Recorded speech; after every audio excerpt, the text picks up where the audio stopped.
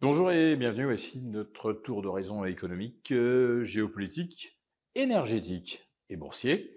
Nous sommes le mardi 4 juin et pour comprendre comment tourne la planète finance, qui tourne autour du baril de pétrole, c'est sur l'incorruptible et nulle part ailleurs, et l'épisode du jour s'intitulera « Les fans de l'or noir commencent à broyer du noir ».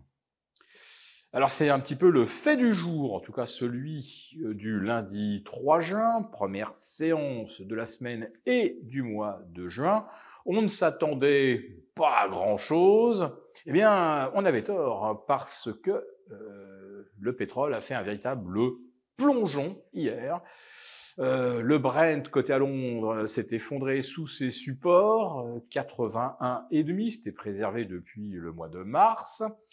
Le WTI coté sur le NYMEX à New York a chuté sous les 80 jusque vers 78, et voilà qui valide un scénario beaucoup plus baissier.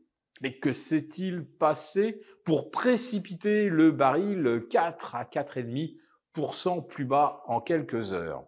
Eh bien, on a découvert lundi le premier indicateur avancé qui nous laisse entrevoir un net ralentissement de l'activité économique aux États-Unis, voire peut-être même une récession.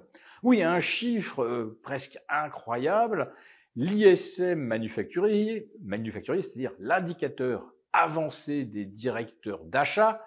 Et si les directeurs d'achat achètent moins de matières premières et moins d'énergie, c'est qu'ils anticipent évidemment moins d'activité. Eh bien, l'ISM, ça a plongé jusque vers 48,7, alors qu'on attendait au contraire un rebond peut-être au-delà du seuil technique des 50. Eh bien non, raté, le chiffre était aux antipodes. Alors comme la croissance est passée de 3,4 au quatrième trimestre 2023 à 1,6, révisé maintenant à 1,3, si vous regardez bien l'ISM publié la veille, plus celui de la Fed d'Atlanta.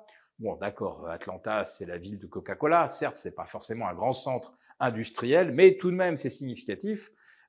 La croissance a été divisée littéralement par 4 par rapport au dernier trimestre 2023.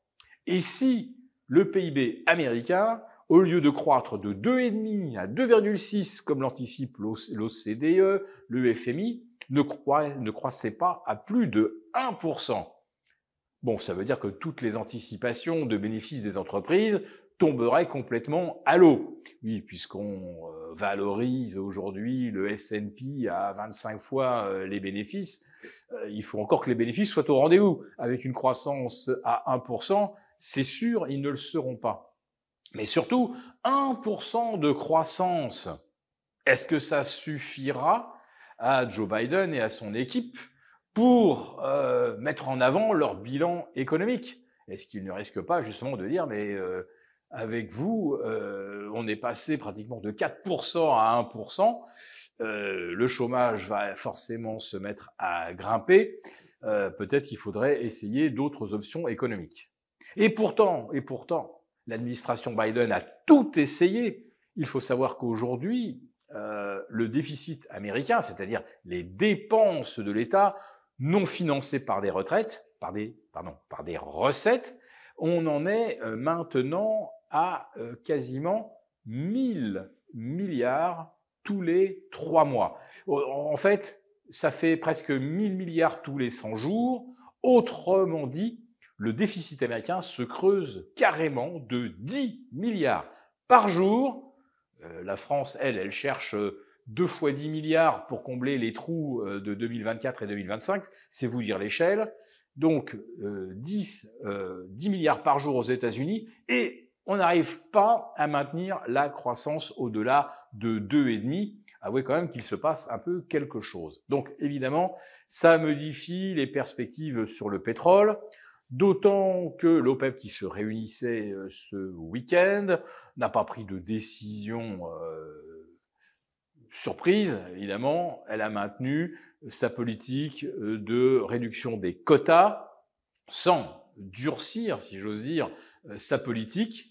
et en envisageant même peut-être de la réviser à la fin de l'année. Et on se demande, c'est sympa pour ouvrir un peu le robinet. Voilà, donc il y a quand même eu un basculement réel de la psychologie des opérateurs et du marché hier, dont le pétrole a été la principale victime. Mais si le pétrole baisse pour les raisons que je vous ai exposées, est-ce que Wall Street peut se maintenir dans les niveaux actuels, c'est-à-dire un Nasdaq au-delà des 16 500, un S&P à 5 250, un CAC à 8000 et même un Eurostoxx au-dessus des 5000. On ne peut pas anticiper une chose et son contraire en permanence, même si c'est vrai qu'aujourd'hui, le marché tente par tous les moyens de rester en lévitation dans son espèce de nuage d'opium monétaire. L'illusion va forcément se dissiper. Le VIX, retombé à 13, ne reflète en aucun cas la conjoncture géopolitique. Il faut savoir que même si vous en avez été peu prévenu par les médias mainstream, ça chauffe à la frontière entre le Liban et Israël. Le rythme d'envoi des missiles de part et d'autre s'accélère et on ne sait pas encore comment va réagir la Russie aux premières frappes en profondeur auxquelles Washington a accordé son feu vert. Les Russes sont prévenus que les mesures de rétorsion pourraient être extrêmement sévères. Le marché a l'air de penser que tout cela, ce n'est que du verbiage. À mon avis, il faudrait peut-être faire preuve d'un petit peu plus de réalisme. Pour vous remercier de votre fidélité, vous pouvez télécharger gratuitement, en cliquant le lien ci-dessous, un guide complet sur l'investissement dans les matières premières en vue du prochain super cycle qui s'annonce. Merci et à bientôt. Merci beaucoup d'avoir regardé cette vidéo. N'hésitez pas à réagir dans les commentaires ou à liker et partager cette vidéo si le contenu vous a plu. Et pour ne rater aucune de nos prochaines émissions, vous pouvez vous abonner à notre chaîne et activer les notifications.